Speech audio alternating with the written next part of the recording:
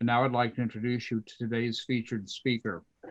Oded Netzer is a professor at Columbia University's School of Business. His work focuses on statistical and econometric models to understand consumer choice across time and across contexts. Examples would include dynamic segmentation and particularly text mining, which will be the focus of his talk today. Oded has a PhD in statistics from Stanford. He has won many academic awards, including the ISMS Long-Term Contribution Award and the John Little Best Paper Award. Prior to his academic career, Oded was a consultant with a well-known consultancy, and he teaches a variety of courses at Columbia and the MBA and other programs, including a course on developing quantitative intuition, which we could all use more of. So we're very much looking forward to Oded's talk today. Oded? Thank you, Earl, and thank you all of you for joining us in this afternoon in the East Coast. Good morning to those of you maybe in the West Coast, and good evening, good night to those of you in other time zones. Thank you for all of you joining us, particularly in these turbulent times. I hope you all are keeping healthy, safe, and not less important, sane. So my name is Oded Netzer, and you had the introduction, a very nice introduction from Earl, so thank you for that.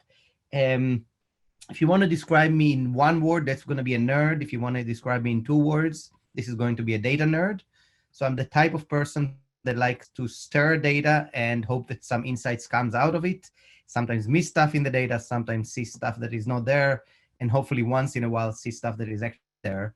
It used to be quite difficult to explain what it is that we are doing in a cocktail party type of a situation, but since data science, customer analytics became almost household phrases, it became so much easier. So truly in the area of data science and customer analytics, and I would say that in the past good 12, 13 years, I've been looking at how could businesses and customers make better decisions with data that comes in the form of textual type of data. And I want to share with you some of my learnings along this journey over the past over decade that I've been looking at textual data and how it can be used for business. Being an empirical researcher, the first thing I do is go and check things empirically. So what I did is I went to Google and I Googled big data. And I Googled big data in order to find what does the image of data look like. And that's what I found. These are the images that come when you type big data on Google. So a few interesting learnings. First, that data are blue. I don't have a good explanation, by the way, for why data are blue, but turns out the data are blue. And the second learning is the data are a bunch of zeros and ones. And it's kind of ironic that Google tells us the data is a bunch of zeros and ones, because data, particularly in Google, looks something more like that, right? Data tends to look more like a bunch of text as opposed to a bunch of zeros and ones. Now, granted, we are converting the zeros and ones into data, but truly most of the data, and in fact, some arguments claim that as much as 80 to 95% of all information used by businesses or that available to businesses is actually in the form of unstructured data. So when we think about unstructured data, what I mean is video, audio, text, images. I will focus today primarily on text, though I've done other research also on the other areas, including images, and now working also in video, but most of the focus for today will be on textual data. Not only that it's very prevalent in data used for business, but also there is some richness in the data that comes in text in terms of the richness of the way people speak and so on, that I believe is super exciting. And I want to share again some of these insights with you. When it comes to textual data, there is a huge amount of data out there, right? And it comes in different forms, anywhere from online reviews, social media, and different people texting, customer service calls, ads, newspapers, movies, and songs. All of these are involving textual information, financial reports. And really the question is, these are messy. How do we actually go and extract information from these vast amounts of data that are out there, particularly, again, textual data that are out there? I want to take us a little bit down memory lane in terms of the type of data that maybe all of us are can access. And you can split it into what is called structured versus unstructured data and internal versus external data. It's at least one way to maybe split the availability of data. And when you look up at the top left quadrant, data that is structured as an internal to the company, it actually takes back argument to historic time when we used to use surveys as a primary source of information. That these are useful, that they still are, but these are form of structure, particularly when you look at the survey rating scales as opposed to the open-ended parts of the survey and internal to the company. Then came I'd say 1983. 1983 is a famous paper in marketing, Godani a little, for those of you who are familiar with the paper that introduced both to academia and to practice, actually, the use of scanner panel data, purchase data, sales data. We still looked internal data that belongs to the company, but is very much structured numbers as opposed to unstructured data, led to big advances in the way we actually understand consumers and understand their preferences. Next, we started looking at the early 2000s at some web data, clickstream data. We thought that was big data. We thought it was very messy. And yet, this data was still structured, meaning it mainly arrived in the forms of clicks and so on, yet being the start of what I guess we call today big data. And then in the mid-2000s, Web 2.0, we suddenly had external source to the company, data that was more in the form of social media data. And yet, until about mid-2000s, most of the analysis of social media data has been at the level of what we call structured data, looking at volume, the three V's, right? The volume, the velocity of the data in terms of the, and the valence of the data. Is it positive or negative? Primarily using the stars, using the star ratings, right? How many posts were the positive or negative? And truly, it is only in the past decade that we, and even I would argue for most companies, less than a decade, that we truly started looking meaningfully at unstructured data in an automatic way. And the main reason is that we have tools not to do it. We have better access to tools that allow us to extract information from textual data and get some insights from it, both internal to the company, like internal emails, maybe the calls, call centers conversations, as well as external, thinking about things like social media data that comes more in textual type of sources. It is really these advantages, these tools that are keeping improving, allow us to get deeper insights. And if you think of, in general, the whole notion of text analysis, the whole methodology of text analysis, automatic text analysis, of course, we read text since biblical times, but the ability to do it in an automatic way, it truly exists as a tool only from the start of this century, from the early 2000s. 98 was the first paper that ever coined the term text mining. So we are really in an area that is fairly young and still improving, which makes it exciting and tons of opportunities, which is the reason for this seminar. One of the things that I find very exciting about working with text is that every textual information has a generator and a recipient. And categorizing these texts based on the generator and the recipients is very useful in terms of understanding the value of the text and what could be extracted from the text. So I encourage you, whenever you are in encounter with the textual data, to think about these two parties, who generated the text and who's intended recipients of the text. I categorize them here, and this is based on an article that was recently published in JM. We'll post it together with the webinar, with the slides for the webinar. We categorize it based on three maybe constituencies, if you will: consumers, firms, and society. At the top left here, you have data that was textual data that was generated by consumers for other consumers to read. This is what is called in social media data UGC, user-generated content. Users are generating content often for other users, for other consumers to read this data. And if you look at the academic research around these the text analysis, it tends to be primarily in the cell of UGC. And the reason is a little bit looking under the street lamp, because it's the easiest data to get. It's very easy for us to get social media data. It's readily available. We can scrape it. We can get it from APIs, and makes it very easy for us to study interactions between consumers. However, I argue that there is a lot of interests outside of the street lamp that at least as academics we've been looking at, which firms may be looking at, but I think it's a good place. Again, MSI, one of MSI's main goals is to bridge between academia and practice, a place where academics could collaborate with companies in maybe making available data and looking together at data that is possibly in the other cells. And I want to highlight particularly this cell, the cell of data generated by consumers for firms to listen to.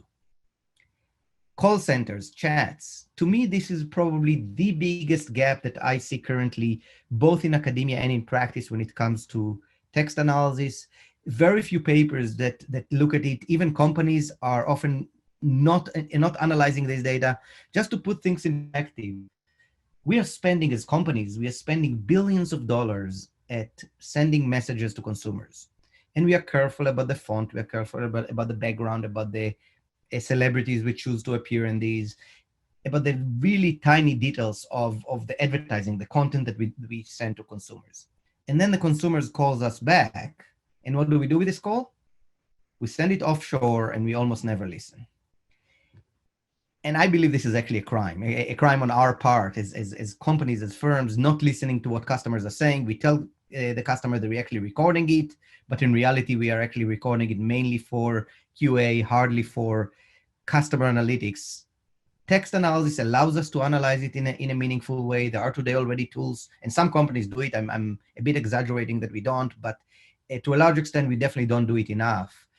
And it's a great place, by the way, for academics to interact with companies, and companies interact with academics, leveraging maybe some of the knowledge that exists on our side, on the academic side, in order to study what's happening in these interactions, and more importantly, relate what's happening in these interactions to the customer behavior, to what happens next.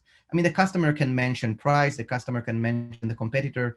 Think about how useful these pieces of information are. And again, we rarely use them. Other cells that exist here. There are cells between firms and firms, right? Firms interacting with each other or internally within emails and so on. Advertising in the ways in which firms are interacting with consumers. We start to see some work on more analyzing advertising products in large scales, because we can analyze, again, images, text in a large scale from large set of advertising to, for example, better understand which ads work. Society I use here is more of a general term, anything that is not created by for business firms or consumers. So it could be culture type of products or more of the policymakers. Think about analyzing news, songs. Again, some work is being done in this area. This is another interesting area, which is when companies are interacting with companies or with the government or policymakers through the financial reports. And again, some really interesting work is happening here.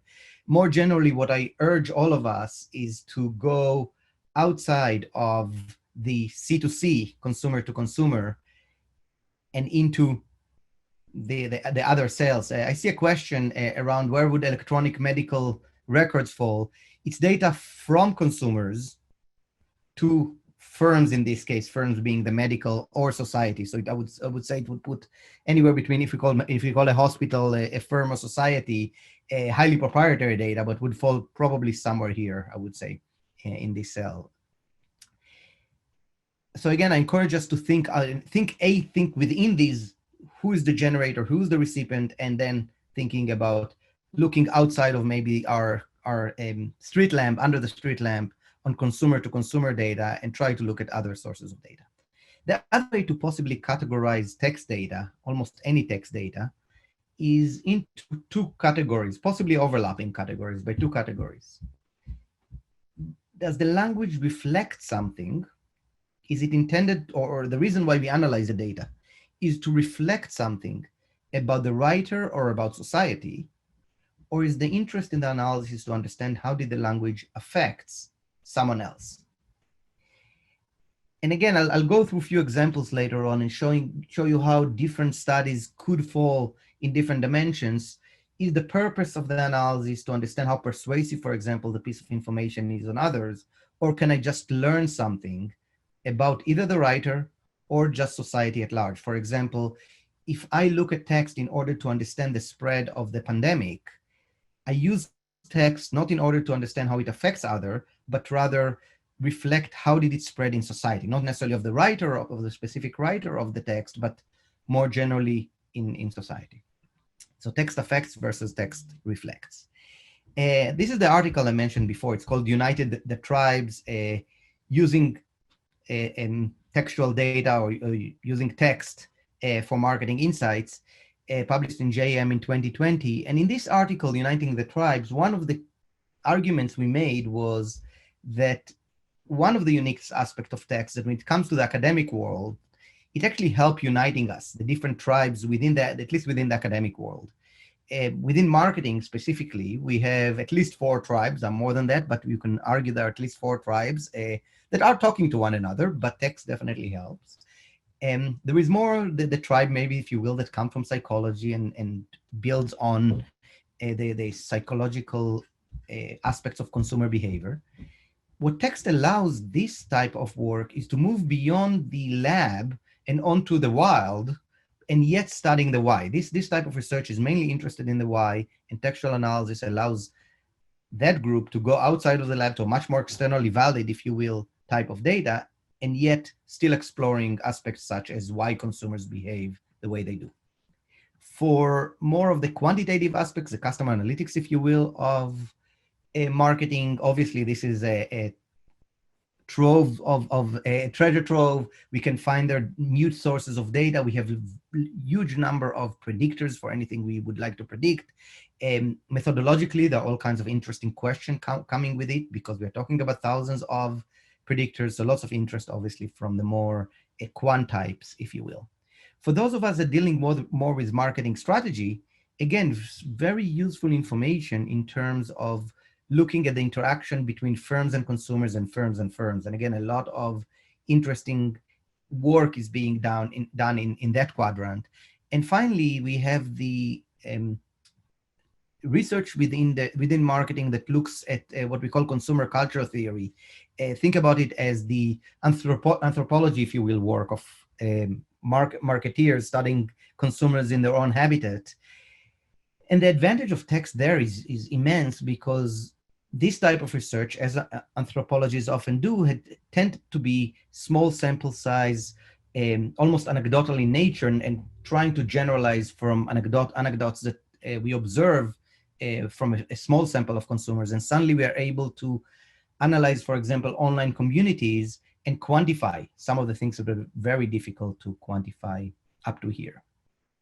So before I move from here, and what I plan to do in the remaining time, in the remaining 40 minutes that we have, not 40, but because I want to leave also time, maybe 20 minutes, and then leaving about 15 minutes for Q&A, I will move to several examples of research that I've done that talks to several of the dimensions that I've talked about before. But before we go there, any questions, thoughts about the more, if you will, theoretical part of the talk before we move into examples?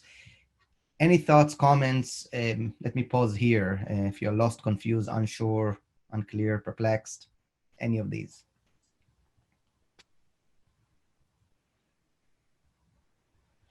Oded, this is Earl. I think you've been very clear thus far. So I encourage the audience again, though, to submit questions to the Q&A function as Oded continues, and we'll take those up at the end of this talk. Sounds good, Earl. So again, I'll definitely make sure to leave time at the end so we have time for Q&A.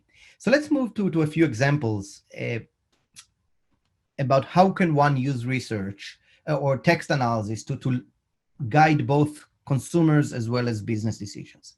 And this is a work in progress project that I'm currently doing together with Jaewon Chang, Yan Lee, Gita Johar, and Matt Peterson.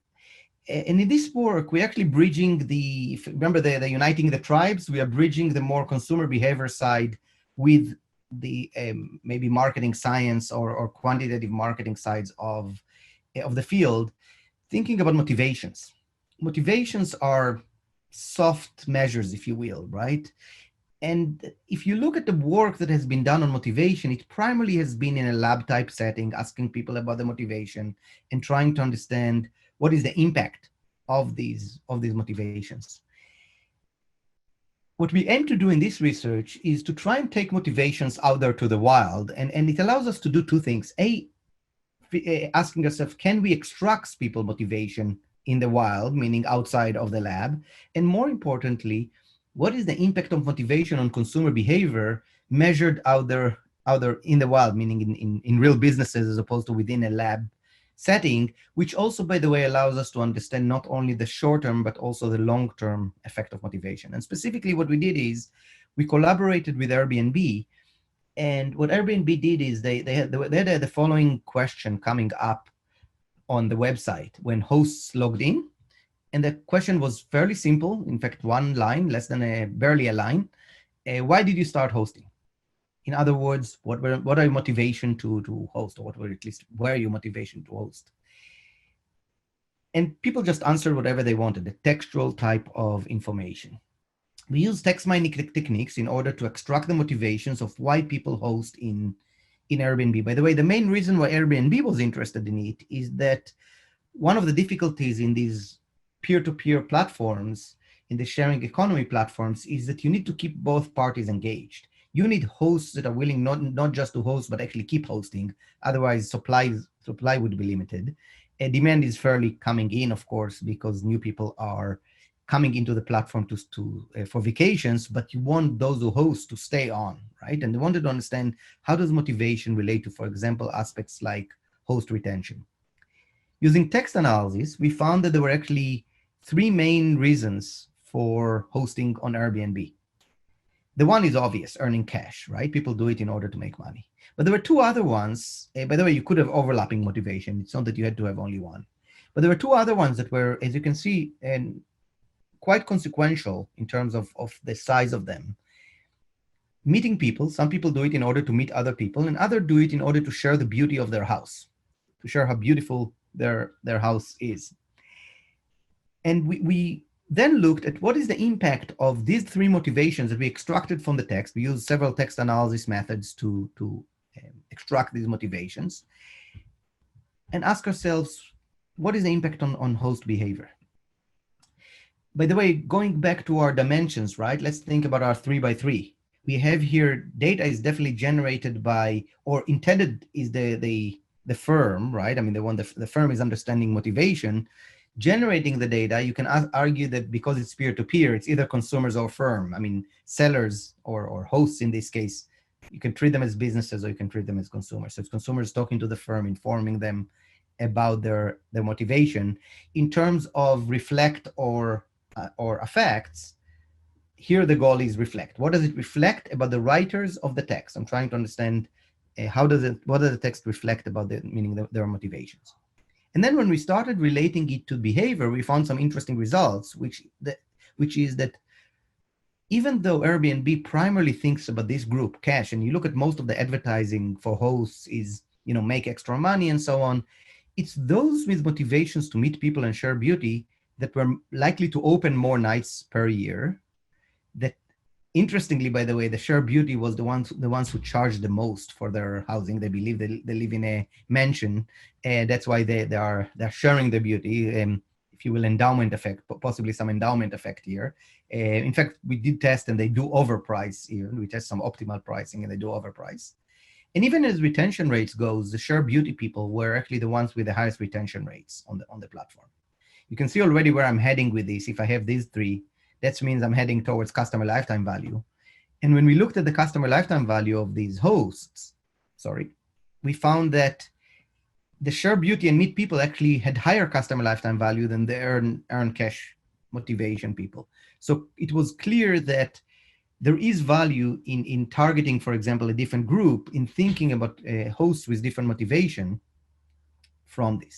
I see that there are a couple of questions, so let me pause here for a second. How did we define motivation? Motivation, part of the beauty of text, and one of the reasons why we use text analysis, because I didn't need to define motivation a priori. What we did is we used a method called topic modeling, where one of the approaches to do it called the LDA, latent Dirichlet allocation, but there are several other methods out there. Several packages that would allow you to look for the topics in the text. And because the question was, why did you start hosting? The topics tended to be motivations. So we allow the text to inform us what are the motivations without us defining a priori, for example, what are the motivations. We also use a secondary approach in which we categorize the text into belonging to multiple of these categories. So actually we went both ways in that case. In terms of platforms to use text analysis, I personally find that both Python and R tend to be very useful for that. So these would be very useful tools. And again, readily available free tools. Both R and Python packages for text analysis are very, very useful. I'll jump to another study, Mind Your Own Business. This is one of my earlier work in text analysis, where what we did is we looked at, in this case, we did look in the, if you will, under the street lamp, what I called before under the street lamp consumer to consumer discussions. Specifically, we went to Edmunds.com and asked ourselves, when people talk about cars, which cars do they tend to talk about together? And we took that as a measure of competitiveness or similarity, top of mind association, if you will, between these cars. Even if they said that Toyota is very different from Honda, there was a reason why they mentioned these two in the same sentence. And we took it as a measure of similarity. And what we did from that is we built something like that. We built a perceptual map or a market structure map, if you will, of how every pairs of cars, there were 170 different car models here, how every pair of cars is related to one another. Related meaning was mentioned together with one another. And what we found was with a fairly high, and actually quite, I would say even very high face validity, such that if you can see anything in these slides, the cars here at the left were more of the compact cars, the cars here on the right were the more luxury cars. Remember, the only input was how often every two cars appear together in the same sentence within social media, within discussions in this particular car forums, Edmunds.com. The colors, by the way, are clustering analysis. We did clustering analysis on this and found that there were three main clusters: the compact cars, the more family cars, and the luxury cars. Again, we didn't input any features of the cars, just how often they were mentioned together. Already was very informative, fairly easy type of text analysis. Again, this is work that we've done, started it around 2008-9. So fairly basic text analysis that actually we used at the time. Simply co-occurrence of words, something that can be relatively easily done. Let me move to another study, and then we'll talk more generally maybe about the questions that you guys may have around these. In this paper published last year, our interest was in understanding what does text really mean in terms of the underlying behavior of people. Specifically, we asked, can the words that people write when they apply for a loan, can these words predict whether the borrowers will default on their loan or not? And actually, we asked first, is it predictive? Is text predictive over and beyond the typical FICO scores and other financial type of measures? And second, if it is predictive, and it is predictive, otherwise I wouldn't tell you about it, what type of words, what type of writing styles are predictive of default? And actually, the way we call the paper, we called it When Words Sweat. And the reason is that the real question we were asking, when these people were, this is peer-to-peer lending, so people were writing text when they applied for the loan of why they need the loan, explaining a little bit about themselves. And what we were looking for is, did people sweat when they wrote this application, this loan application? And indeed, text allows you to look not just at the content, at what people write, but also at how did they write. And it's often the writing style that is as informative, if not more informative than actually the content of the words, and which is what we were looking for. So let's see what did we find there? What did defaulters write about?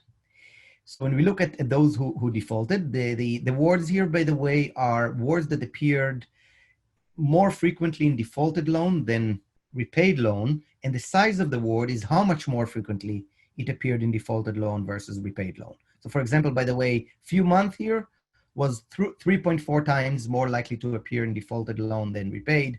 The word God that you see here was twice as likely to appear in defaulted loan than in repaid loan. We group them based on topics just to make it easier to interpret. So we found, for example, there were a bunch of words around hardship.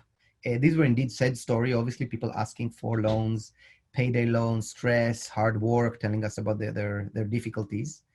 There were a bunch of words around desperation and plea. These people were very, showed some desperation, but they're also super polite. Hello, hi, thank you, God bless you, take care. Super polite, those who tend to default. These are words that appear, again, more in default than non-default. The size is how much more often they appeared in defaulted versus non-defaulted. They tend to explain a lot. Let me explain what, explain why, because there were, by the way, two types of explanation: why they need the money or why they had bad credit scores, trying to kind of justify the credit scores. This was interesting. They tend to refer to others. They tend to refer to their family, to chance, to God, to someone, to everyone. And there is some research in deception that suggests that when people are not necessarily telling the truth, they tend to refer less to themselves and more to others. They used future tense. Again, research in deception suggests that language of deceptors tend to be more present in future, less so of the past, because the past is obviously always true. And when you look at all of this, by the way, does this remind you of anything? When you look at all of these bubbles, all of these clouds here, does this type of language remind you anything else but loan default? Feel free to chat if you have any thoughts of what that could be, what that could look like. Any thoughts of where else do you see this type of language?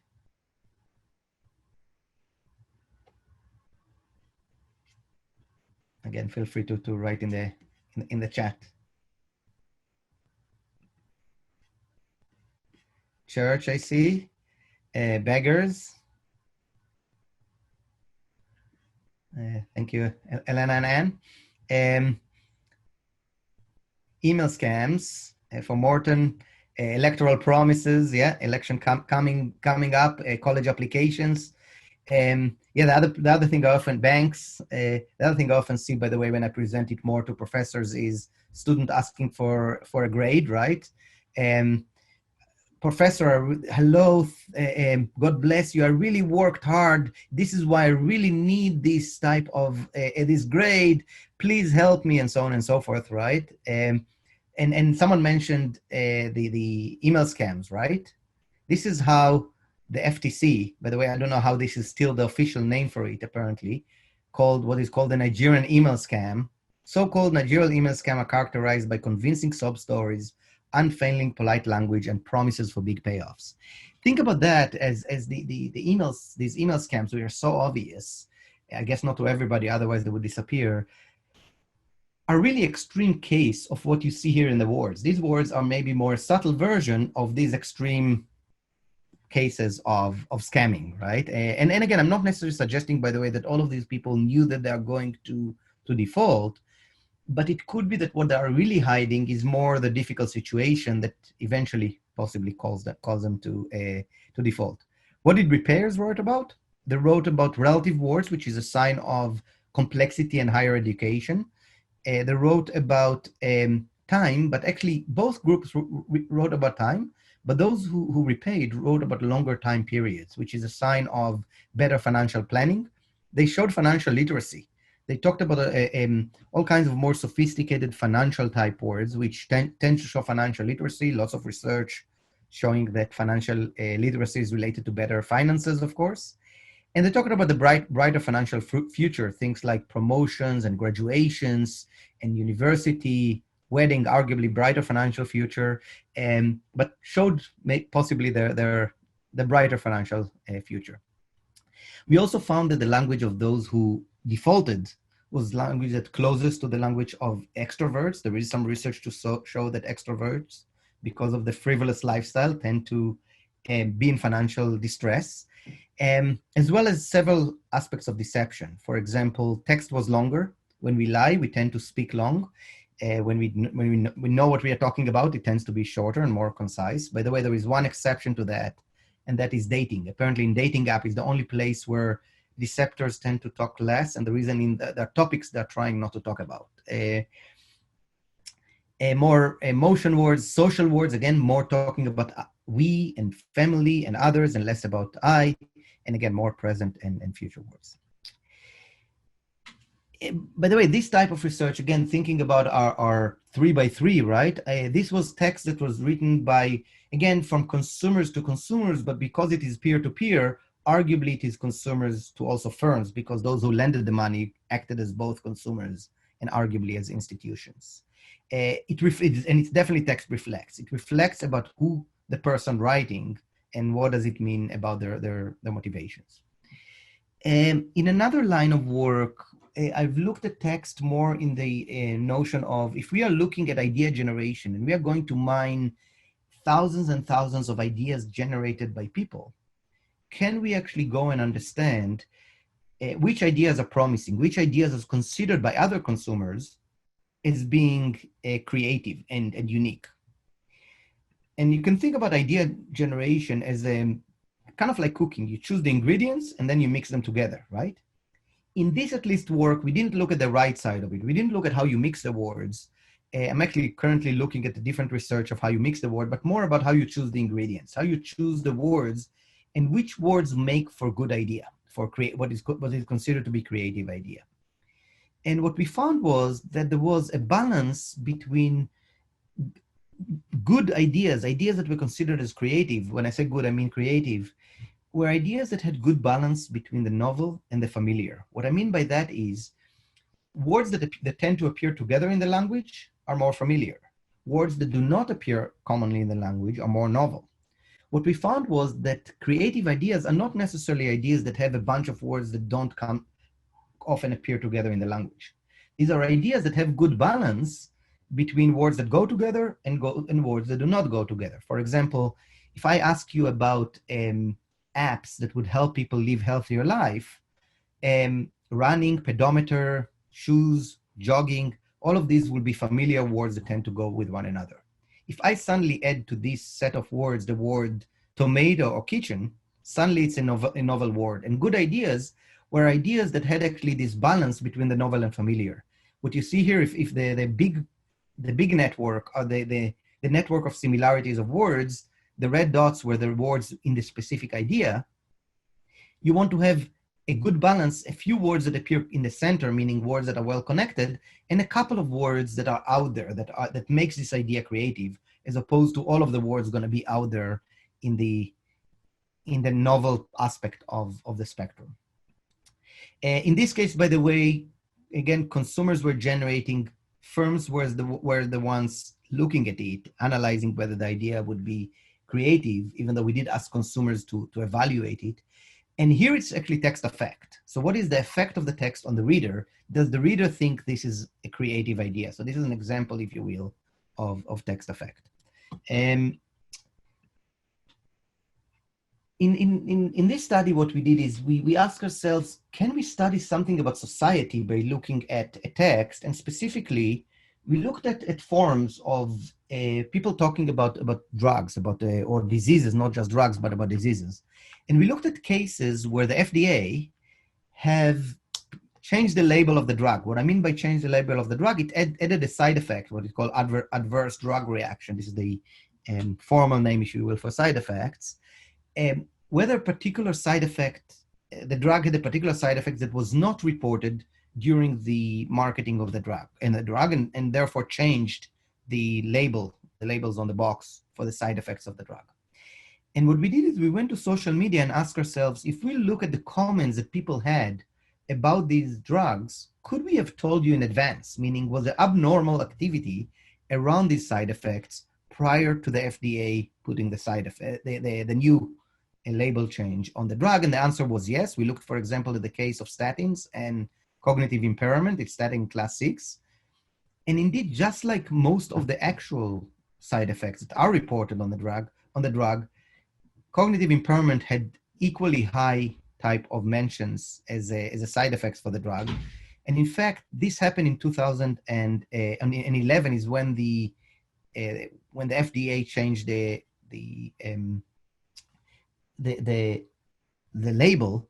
We looked back all the way down to 2003, and we already could detect abnormal behavior. Now, if you think about it, the drug never changed, consumers never changed, so the problem was always there. It just was a matter of finding it. And the idea is we can actually use social media to track and monitor things like, for example, side effects. Here is just another drug. In this case, it's Wellbutrin and agitation. Similar story. Years prior to the change, we already saw abnormal behavior in social media about this side effect. Last one, and then I'll stop for questions. This is a current study in progress where we are looking at the linguistic matching between writers of a product and actually the person themselves, the person who's writing. For example, we look at the reviews written about a particular restaurant and the reviews written by a particular reviewer. And the argument, and indeed what we find is that when there is a good linguistic match between the reviewers of the restaurant and the reviews that the customer writes, the customers are more likely to like this restaurant, more likely to visit it, more likely to rate it as a higher. And specifically, we find that aspects such as using emojis, if I use emojis and the reviewers of the restaurants use emojis, or if I don't use emojis and the reviews of the restaurants don't use emojis, that's tend to be an important linguistic similarity match variable. Swear words, as you would imagine, whether you use swear words and whether the reviewers of the restaurant tend to use swear words, and several aspects of personality as extracted from text are some good metrics of linguistic similarity. So I covered here a bunch of examples. And again, the point was not to go deep into each one of them, but just giving you a sense for what can be done with text. And I'm sure that there are tons of questions that come from these. I'll try to address these, but also, again, think more generally about what can be done with textual analysis. Most textual analysis data out there, most data out there is actually unstructured, often textual. I do encourage all of us to go beyond just social media data. There are many other places where such data exists. Text does help uniting the tribe, at least within the academic world of marketing, but possibly also within practice. When you think about text, try to classify it with respect to who generate, who is it targeted at. Are you using the analysis to analyze what does the text reflect or what it affects? Of course, again, I focused on text, but other areas could be equally interesting. The tools are still improving. The tools are still not perfect, but they keep improving. The data keep coming in real time, which means we can analyze all kinds of trends. So we need to learn how to listen. And if we do, there are tons of opportunities out there from the text. So let me stop here. I talked for a while. Let me stop here and collect some questions and hear a little bit your thoughts. Thanks very much, Oded. That's great. You did generate a lot of good questions, and we'll try to get to as many as possible. Thanks for leaving some time here. I want to first address a question that came up very early on. We do these webinars roughly on a monthly cadence, maybe a little bit more frequently. We advertise on social media and our website, and you can register there to receive email notices. So for those of you not familiar with this series, please sign up on our website to receive future notifications. I have a quick question that relates to one of your last examples. Kaushik early on said, how do you combine text message and body language? And unless you have something like a social media video, that would be obviously hard to do. But your example just now of the linguistic matching between reviewers and products reminded me of the so-called phenomenon of mirroring, that in nonverbal communication, if you watch people talking, those who are the most effective salespeople or whatever tend to mirror the body language of the person they're speaking to. So it seems you've sort of discovered a linguistic equivalent of that. Yeah, and I fully agree with that. Care Thank you to for this. elaborate on that or comment? Yeah, thank you for this observation, but also a comment around body language. I very much think about text, and I think the lone default is another example of it. I very much think about text as similar to body language, because we are way less purposeful than we tend to believe we are when it comes to particularly speaking. Maybe a little bit less so with writing, but even with writing and particularly speaking. Just to give you an example, if I were to ask you over the last 45 minutes that I've been talking, how often did I use the word I? You probably don't know. If you were to ask me how often I use the word I don't know. And yet, a work by James Pennebaker and others have shown that um, that using such pieces of data, such as whether you use we or I, can be super informative about my underlying behavior. Again, my not necessarily cognitive state, but almost the subcognitive states, if you will, personality, both personalities, both traits, as well as states of behavior that are not always very purposeful. So I tend to think about text very much like body language, in the sense that even once we learn it, we can't fully control it. Just to give you an example from James Pennebaker's one of his studies, in fact, his early days of studying it, he was looking at poets, and specifically, we looked at poems of poets who suicide and compared it to poets of poems who did not suicide. And the goal was to find whether the texts differ, whether we could have known from the poets from the poems that these poets would suicide. And what he expected to find was that the text of those who suicide would be more morbid and sad, meaning the content would be different. But as you probably know, pretty much all poems are morbid and sad. There was not much difference between the poets of one versus the poems of one versus the other. The difference was whether they used the word I or not in their poems. Those who suicide tend to use more the word I. And again, very similar in that sense to body language. So I think we tend to overlook the content relative to the writing style. So I encourage you to think about writing style, not just content. And second, we tend to believe that text is more purposeful than actually it is, which is good news if you are extracting information from it, right? The less purposeful it is, the more, the higher the opportunity to find all kinds of insights in it. That's great. There were a number of technical questions about the technique you use and so forth. And frankly, I think it might be hard to do that verbally in a short time. So I'm going to suggest people take a look at the paper that we're appending to the recording of this. And if you have additional technical questions, I'm sure Oded would like to hear from you. There were some substantive issues that were raised that I think might lend to a better discussion. And I want to come back to the question that Marcia asked about how do you define a motive. And I really like your reply, which is that you don't prejudge what they are. You derive that from the text analytics itself. And it speaks to another issue, which I think sometimes there's a misconception or a misnomer. So-called unstructured data is not at all unstructured. It's highly structured. It's just structured according to some other purpose or by some other party that we need to determine what the underlying structure is. And I hear examples of deducing the motives for Airbnb renters to share their houses and so forth is a good example of being able to do the sort of cultural analysis that you alluded to without bringing pre-imposed categories or definitions of what a motive is. So I think that's one of the very powerful things about this particular approach that you've illustrated. And another related point is the notion of style. It's not just word count, it's not just word clusters. It's very much the context and the way the person expresses themselves. And it's interesting to see that in recent research, you're beginning to capture those nuances. A lot of the early text analytics, text mining was frankly pretty simplistic. So I wonder if you could just elaborate a bit more on a couple of folks had asked about applications to consumer culture theory. So the uses of text mining to get at those underlying structures that structure so-called unstructured data. Yeah, thank you, Earl. And first, yes, on the technical aspects, I agree it would be difficult to go too deep. And I obviously didn't do justice to any of the papers that I talked about in terms of going into the details. So I'm sure they raise more questions than answers. But the paper Uniting the Tribe does have, again, still fairly brief, but has much more details around the methods. Again, personally, I tend to use R and Python. I find them very useful. There are some even easier type of tools if you just want to scratch the surface, if you will, on data. And sometimes even just plugging these into word clouds, plugging text into word clouds already gives you something.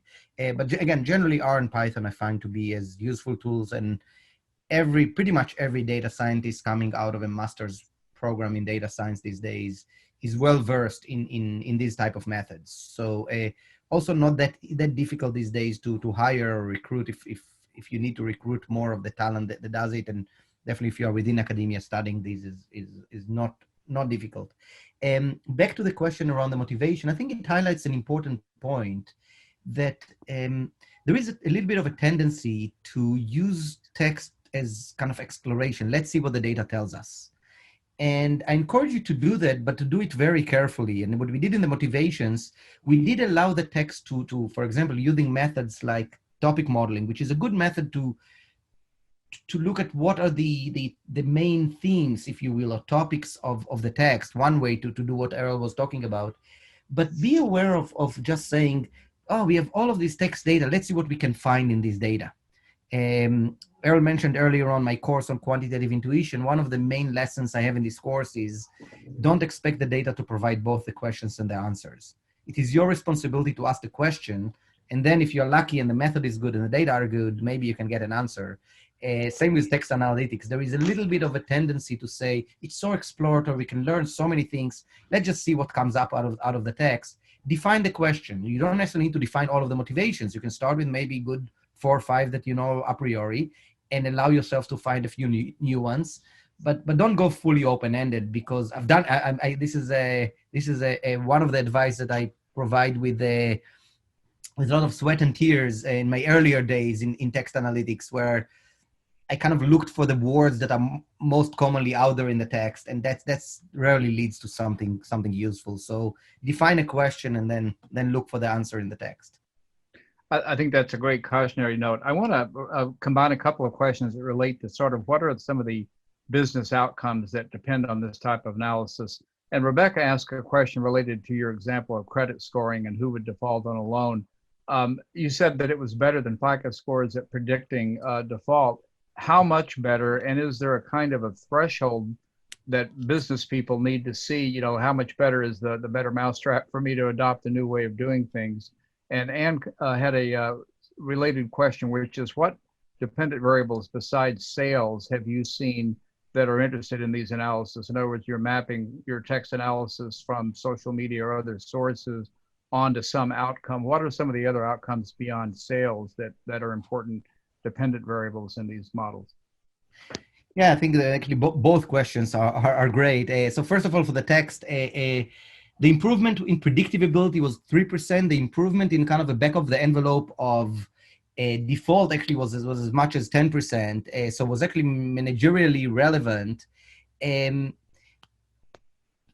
many cases, I do find that the richness of the information in the text can be very useful and very predictive. But in this particular case, one of the interesting aspects was that this particular textual information using only the text was nearly as informative as using only the financial information. Adding it on top at about, again, 3% in prediction and about 10% in a more back of the envelope return ROI type of story. But in improvement in revenue, ROI is infinite if you assume the text analysis is free. But was definitely managerially relevant. But to me, the more interesting aspect was that the predictability of only text. And this was, by the way, cheap talk. People could write anything they want. They could lie, they could write whatever they want. And yet this text alone was predictive as almost the entire industry of FICO. Less so, a little, by the way, but nearly as much, which to me was the real surprise there in terms of the magnitude. The magnitude can be large. In terms of the dependent variable, first, I think again, word of caution there, I see too often people analyzing the text without a dependent variable, analyzing the text for the sake of looking at the text. And I encourage you to think carefully about what is the outcome that you want to predict, what is the outcome that you want to use the text for, right? And I think this is an important a lesson to think about what outcomes are likely to be there. Besides sales, other outcomes that I think are useful is if we do have any measures of customer satisfaction or some lower funnel kind of consideration awareness type of measures. I think text can be very useful in these more lower funnel measures. In the Airbnb application, we looked at aspects like loyalty and retention. So how long does the person keep staying in the keep hosting? I believe similarly, and again, I mentioned that when I analyzed the 3x3, I think the one of the biggest opportunity lies in something like call center data. In that case, satisfaction, retention, upsells, cross sells are all important dependent variables that are not exactly directly sales. They're related to sales, but not exactly that. Other interesting applications that I've seen were within a firm. So organizational behavior, how long people stay with the company based on linguistic match between the person and the employee and the management or other employees in the company. These are some examples. But again, I think that even more important than the specific examples is and maybe that's where Anne was going with that, with this question is, do think about the implications of text, not just the extracting the information from the text. This is often just information for the purpose of information. Once you relate it to outcomes is where things really get exciting for nerds like me. But well, and for business managers to have to make those decisions. So very, very well spoken. I think there's time maybe for one more question, then we need to wrap up. And I'm going to sort of combine two comments. Anthony said you gave an example that in the first quadrant that you defined early on in your talk, you could understand why consumers do something. And that was the example of Airbnb renters. He was curious about, are there other things you can get at in the other quadrants? And I think a related question from Daniel is kind of consider mixed cases, co-creation on social media that's interactive between a company and the consumer, or you use the example yourself towards the end of idea generation. There are the sites where people contribute to and vote on each other's ideas. So in those sort of mixed cases where it's co-constructed, what are your thoughts about the analytics there and how that might apply to those four quadrants that you identified? Yeah, and again, I think this is again a great question in the sense that part of the value and one of the reasons why we use text is the richness of the information. It is like an infinite size focus. It allows us to get to the why, which is very difficult to get with I mean, if you compare it, for example, to surveys with rating scales or survey type questions. And there are a lot of opportunities in that. Some of them you've just mentioned as far as co-creations. The other one, again, going back to call centers, discussions between the company and the customer going towards the why. For example, I believe when it comes to retention, most of us are looking at the wrong question. We're looking at would the customer churn? The question really ought to ask ourselves is not would the customer churn, but would the customer churn because of reason X? Just like when you go to the doctor doesn't ask what is the likelihood that you're going to die in the next year, but rather what is likely to die in the next year from a reason X. Similarly, we ought to ask ourselves similar reasons, and text could be the way to analyze the why, because in these conversations, I get a lot of hints of why the customer may leave, not just whether they're going to leave. So this is another example of diving into the more deeper construct, like motivations, like reasons to churn, like co-creation and relationship between the customer and the firm, the type of relationship that the customer has with the firm. All of these, I think, are some richer aspects of data that investigating textual data allows us actually to look at. Well, I think that's a great upbeat note to end on, the additional applications of what you shared with us. And I want to thank the audience and Oded again for being with us today. I want to remind you that we will be sending out a recording of the webinar. It will include a link to the paper Oded mentioned. It will also ask him to include some of the other references he used throughout his talk. There's a lot of interest in getting those actual sources and some of the more detailed technical questions that came up. I want to remind the group again that since 1961, nonprofit MSI has brought together the best minds in marketing from major corporations and taught business schools around the world to improve business practice by applying science to marketing's biggest challenges. Thanks again to Oded and our audience, and we'll look forward to seeing you at our next lunch lecture series. Thank you, Earl, and thank you all for joining. Again, last word, I think we have a hammer text analysis that is keep improving, and it's for us to look for the right nails. And I still believe we haven't found the killer app or the right nail for it. So it's for all of us to look at what would be the next nails to hammer with this improving hammer. Indeed, a very good example, Oded. And I encourage people to get in touch if you would like to follow up with him about his work or collaboration opportunities. So thanks again to all. By all means. Thank you all for joining, and thank you, MSI, for hosting.